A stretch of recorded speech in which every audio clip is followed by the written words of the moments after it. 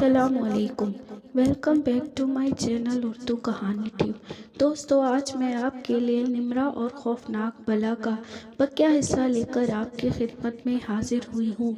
लेकिन अपनी कहानी शुरू करने से पहले आप सबसे गुजारिश है, अगर आपने हमारे चैनल को अब तक सब्सक्राइब नहीं किया तो प्लीज़ सब्सक्राइब कर दें और साथ में लगे बेल आइकन के बटन को भी ऑन कर दें, ताकि हमारी हर न्यू आने वाली वीडियो की नोटिफिकेशन आपको बर वक्त मिलती रहे।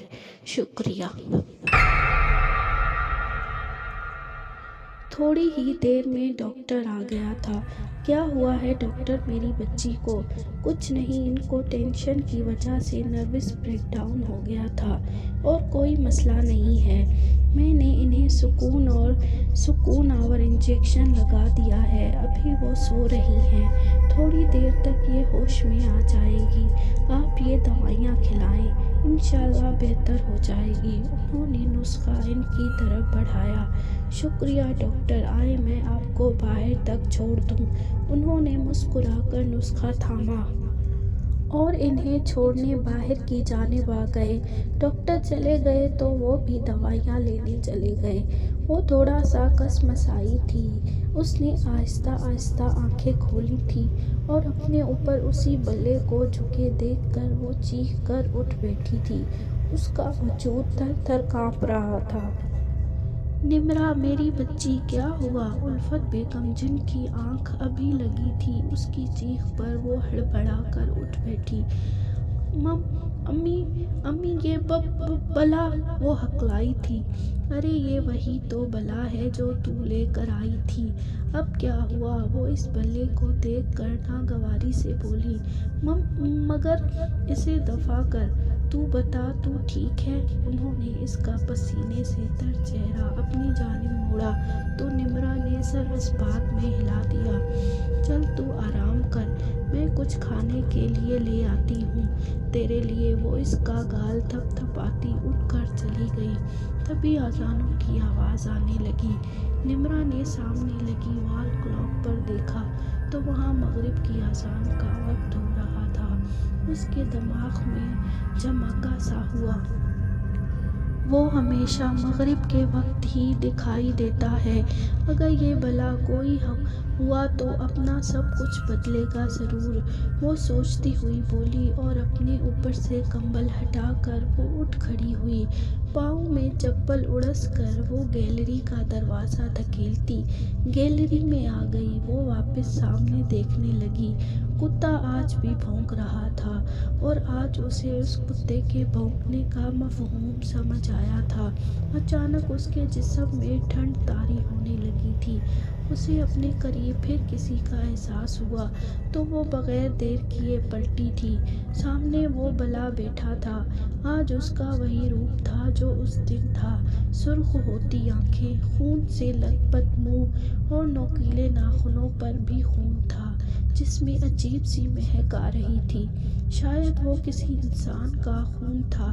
तभी निम्रा की नज़र सामने लगे शीशा पर पड़ी और वो हक्का बक्का सी अपने चेहरे पर हाथ फेरने लगी। उसके चेहरे पर किसी चीज़ के मारने के निशान थे और ये खून निम्रा का ही था।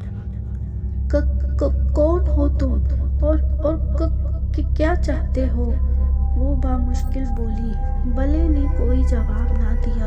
मैं जानती हूँ तुम बले नहीं हो, वो चीखी थी। तभी वो बला गर्दन झुकाकर यकदम वहाँ धुंध सी होने लगी।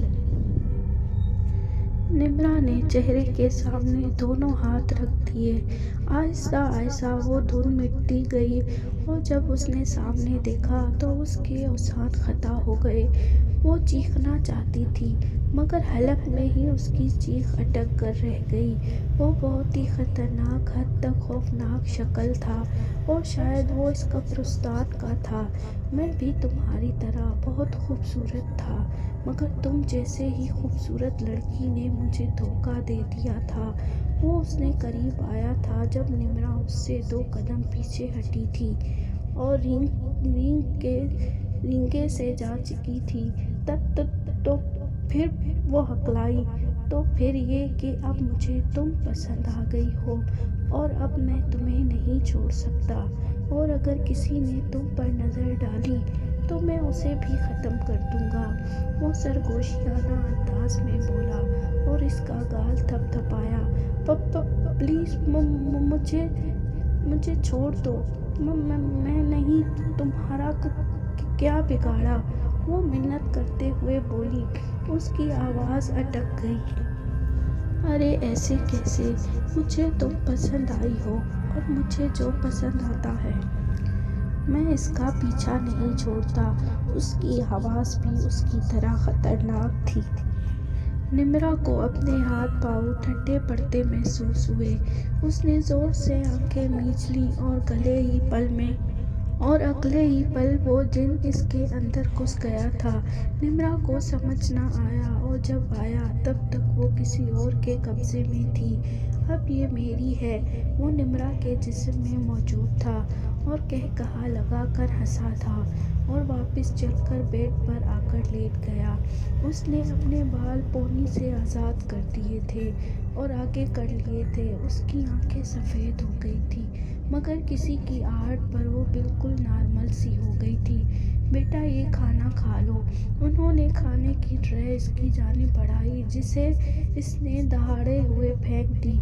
دفع ہو جا یہاں سے بڑھیا، وہ دہاڑا تھا اور الفت بیگم تو اس کے انداز پر حیرت کے سمندر میں غوطہ زن ہو گئی تھی۔ یہ کیا کہہ رہی ہو نمرا؟ انہوں نے حیرت سے کہا۔ میں نے کہا دفع ہو جا، نہیں تو میں اس کو نقصان پہنچاؤں گا، سمجھی؟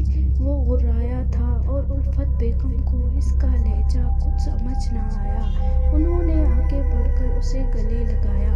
میری بچی یہ کیا حالت بنا کر رکھتی ہے اپنی، وہ نم لہجہ میں بولی۔ تبھی اس جن نے انہیں دھکا دیا تھا اور دھکا اس زور کا تھا کہ وہ بیڈ سے نیچے گر گئی تھیں۔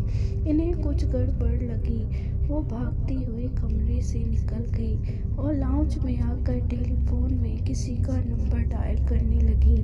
ہیلو اشرف صاحب، پلیز جلدی گھر آ جائیں، وہ روتے ہوئے بولی اور کال کاٹ دی۔ تھوڑی ہی دیر میں اشرف صاحب آ گئے تھے۔ کیا ہوا بیگم؟ وہ پریشانی سے بولے۔ اشرف صاحب مجھے نمرا ٹھیک نہیں لگ رہی، آپ میرے ساتھ چلیں، وہ گھبراتی ہوئی بولی اور انہیں کھینچتی ہوئی اوپر لے گئی۔ یہ دیکھ لیں۔ انہوں نے سامنے دیکھا تو سب کچھ ٹھیک تھا اور نمرا سکون سے سو رہی تھی۔ الفت بیگم کی آنکھ پھیل گئی۔ یہاں تو کچھ نہیں ہے بیگم، وہ حیرت سے بولے۔ میرا یقین کریں اشرف صاحب، نمرا ابھی ٹھیک نہیں تھی، وہ روتے ہوئے بولی۔ بیگم آپ کا وہم ہوگا، آپ کو لگتا ہے نمرا کی زیادہ ہی فکر ہو گئی ہے اس لیے آپ ایسا کہہ رہی ہیں۔ وہ انہیں دلاسا دیتے ہوئے باہر نکلے تھے۔ آپ میری بات کا تو یقین کریں، وہ تعصب سے بولی۔ اچھا آپ ایک کام کریں، کسی مولوی کو بلوا لیں، بس میرا وہم دور کر دیں، وہ حل پیش کرتی ہوئی بولی تو انہیں بھی یہی ٹھیک لگا۔ ٹھیک ہے بیگم، ابھی آپ سو جائیں، ہم صبح دیکھتے ہیں، وہ انہیں تسلی دیتے ہوئے کمرے میں لے گئے۔ وہ سمجھ تو چکے تھے کچھ گڑبڑ ہے کیونکہ الفت بیگم کو اتنا بڑا وہم نہیں ہو سکتا تھا۔ وہ پوری رات ان کی آنکھوں میں کٹی تھی۔ صبح سویرے ہی وہ اپنے جاننے والے مولوی کو لے آئے تھے۔ وہ جیسے ہی انہیں لے کر آئے وہ گھر میں قدم رکھنے سے پہلے ہی رک گئے۔ یہاں کوئی غیر مخلوق ہے، وہ پورے گھر کو دیکھتے ہوئے بولے۔ جی مولوی صاحب، تبھی تو میں آپ کو لے کر آیا ہوں، پلیز آپ اسے یہاں سے دور لے جائیں، وہ منت کرتے ہوئے بولا۔ انہوں نے ایک پتوں کی لڑی پر کچھ پڑھا اور وہ اشرف صاحب کی جانب بڑھایا۔ یہ یہاں دروازے کے بیچ میں باندھ دو، اس سے وہ مخلوق باہر نہیں جائے گی، وہ سنجیدگی سے بول کر اندر کی جانب بڑھ گئے اور اشرف صاحب نے وہ ان کے کہنے کے مطابق باندھ دی۔ کہاں ہے تمہاری بیٹی؟ اوپر کمرے میں۔ صبح میں کمرے سے عجیب سی آوازیں آ رہی تھیں، اس لیے میں نے دروازہ بند کر دیا ہے، कहीं वो बाहर ना निकल जाए। वो सब बताते हुए बोले, कहाँ है उसका कमरा? वो तस्बीह के दाने गिराते हुए बोले, आए मैं आपको ले चलूं। उन्होंने कदम आगे बढ़ाते हुए कहा, नहीं तुम मुझे बता दो, तुम्हारा जाना ठीक नहीं होगा। वो हाथ के इशारे से उसे रोकते हुए बोले तो वो उन्हें कमरे तक ले गए और खुद बाहर खड़े हो गए। दरवाज़ा खुला देखकर वो परेशान हो गए। बच्चे तुम तो कह रहे थे कि तुमने दरवाज़ा बंद रखा था। वो पेशानी पर बल डालकर बोले, जी मैंने बंद कर दिया था। वो उलझ कर बोले, कहीं मेरी बीवी ने तो यकदम उनके जहन में धमाका हुआ। अगर ऐसा है तो ये ठीक नहीं, उसे मेरे आने का इल्म हो गया होगा। तुम्हारी बीवी को खतरा है। उन्होंने दरवाज़ा खोला तो उल्फत बेगम ऊपर को उठी हुई थी और हाथ पैर मार रही थी। अशरफ मुझे बचाए। वो गले पर हाथ रखे गिड़गिड़ाई, बाबा ये क्या? वो परेशान से हो गए। उन्होंने कुछ पढ़ा तो वो नीचे को आ गई। निमरा कहाँ है उल्फत? अशरफ साहब ने पूछा तो उन्होंने गैलरी की तरफ इशारा किया। वो सब गैलरी की जाने पड़े। जो गैलरी की दीवार पर बैठा गोश्त की कच्ची बोटी चबा रहा था, वो भी किसी इंसान का गोश्त था। मौलवी साहब ने उन्हें हाथ के इशारे से पीछे रहने को कहा और गैलरी का दरवाज़ा बंद कर दिया। गैलरी का दरवाज़ा बंद होने पर उसने अपने शगल से हाथ रोका था और खा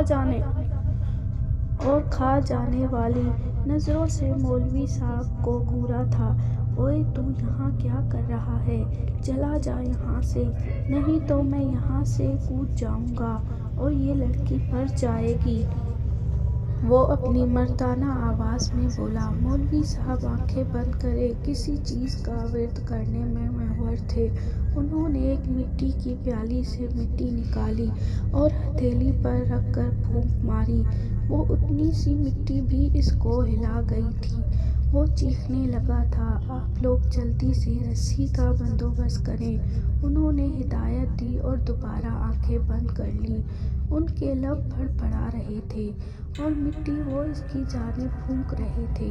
वो कर ज़मीन बोस हो गया था। तब तक अशरफ साहब रस्सी ले आए। उसे उठाकर उन्होंने बेड पर लिटाया। उसके हाथ पांव बेड से बांध दिए। वो ये सिर्फ अपने लख्ते जिगर के साथ नहीं करना चाहते थे, मगर मजबूर थे। उन्हें अपनी बेटी की जान अजीज थी। वो मज़ाहमत कर रहा था मगर कामयाब ना हो पा रहा था।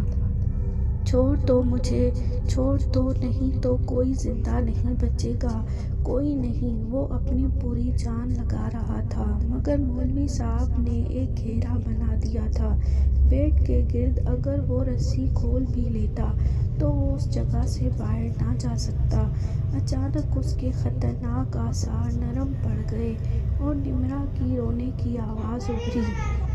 अम्मी मुझे खोलें, अम्मी मुझे डर लग रहा है। वो तड़प कर बोली, मेरी बच्ची। वो भी एक माँ थी। अपनी बेटी की तड़प की आवाज़ सुनकर वो आगे बढ़ी थी और खोलने ही लगी थी। रुको बेटी, ये गलती मत करना, वो तुम्हें भटका रहा है। वो उसे रोकते हुए बोले तो उसने गुस्से से हंकारा भरा और उल्फत बेगम को अपनी गलती का एहसास हुआ और वो 2 कदम पीछे हटी और रुख फेर कर खड़ी हो गई। क्यों इस लड़की के पीछे पड़ा है? छोड़ दे, वो तुझे क्या देगी, छोड़ दे इसे। वो उसे समझाते हुए बोले। उसने कहा लगाया, मुझे ये अच्छी लगी है, तुम लोग जो भी कर लो, मैं इसे नहीं छोड़ूंगा। एक लड़की ने मुझे धोखा दिया और मैं उससे अपना बदला पूरा करूंगा। वो बैठा था और दहाड़ते हुए बोला, मगर फिर दोबारा लेट गया।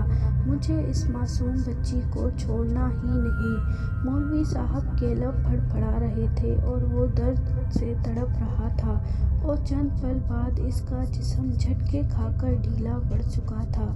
और फिर मौलवी साहब ने आंखें खोल ली थी। उसके गले में ये तावीज़ बांध दो। उन्होंने तावीज़ अशरफ साहब के हाथ में पकड़ाया وہ جیسے ہی اس کی جانب تعویذ پہنانے کے لیے بڑھے، اس نے پٹ سے آنکھیں کھولی اور گردن ادھر سے ادھر کرنے لگا۔ نہیں نہیں نہیں، وہ چیخ رہا تھا اور نہیں نہیں کی گردان الاپ رہا تھا۔ اس کا جارحانہ انداز دیکھ کر اشرف صاحب رکے تھے اور مولوی صاحب کو دیکھا۔ اس کی مت سنو، پہناؤ اسے یہ تعویذ، اس کو میں دیکھ لوں گا۔ وہ ان کی نظروں کا مفہوم سمجھ کر بولے تو اشرف صاحب نے سر ہاں میں ہلایا اور کافی تک ودو کے بعد آخرکار انہوں نے وہ تعویذ اس کے گلے میں ڈال دیا۔ اس نے اشرف صاحب کو بہت نقصان پہنچایا، مگر انہیں اپنی بیٹی کو بچانا تھا۔ چند گھنٹہ اور محنت کے بعد آخرکار وہ اس کے جسم سے نکل کر نیست و نابود ہو گیا تھا۔ سب نے ہی شکر کا کلمہ پڑھا۔ نمرا نے آہستہ سے آنکھیں کھولیں۔ ایک دن میں ہی اس کی آنکھوں کے نیچے حلقے اور اس کا جسم نحیس سا ہو گیا تھا۔ وہ ہڑبڑا کر اٹھی، مگر رسی کی وجہ سے دوبارہ لیٹ گئی تھی۔ اس دفعہ الفت بیگم نے اس کی رسی کھولنے سے پہلے مولوی صاحب کو دیکھا، کیوں وہ کوئی حماقت برداشت نہیں کر سکتی۔ اب کھول دو اس بچی کے ہاتھ، بہت بہادر ہے، اتنی مشکلوں کو پار کر کے آئی ہے۔ انہوں نے مسکرا کر اس کے سر پر ہاتھ پھیرا۔ الفت بیگم نے اس کی رسیاں کھول دی تھیں اور وہ ماں کی آغوش میں جھک کر سسک پڑی تھی۔ اشرف صاحب بھی نم آنکھوں سے اس کے بالوں میں ہاتھ پھیر رہے تھے۔ وہ کافی سہم گئی تھی اس حادثے کے بعد اب وہ بالوں کو کھلا نہیں چھوڑتی تھی اور مغرب کے وقت گیلری میں نہیں جاتی تھی۔ اس کی چھوٹی سی غلطی نے اسے اتنی خطرناک مشکل میں ڈال دیا تھا۔ وہ اب تھوڑی تھوڑی سنبھل رہی تھی۔ انہوں نے گھر بھی تبدیل کر لیا تھا، اس لیے آج وہ باہر نکلی تھی۔ گھومتے ہوئے اسے آدھے سفید اور آدھے سیاہ رنگ کا ایک بلے نظر آیا۔ اس کو دیکھ کر وہ اس کی جانب بڑھی تھی۔ بلے کا رخ دوسری جانب تھا۔ نمرا نے اٹھا کر اس کا رخ جیسے ہی اپنی جانب کیا، وہ چیخ پڑی اور بلے کو نیچے پھینک دیا۔ وہ گیا نہیں ہے، وہ بڑبڑاتی ہوئی وہاں سے بھاگ گئی اور پھر کبھی اس جگہ کا رخ نہ کیا۔ تو دوستو، کیسی لگی آپ کو یہ کہانی؟ کمنٹ باکس میں ضرور بتائیے گا۔ شکریہ۔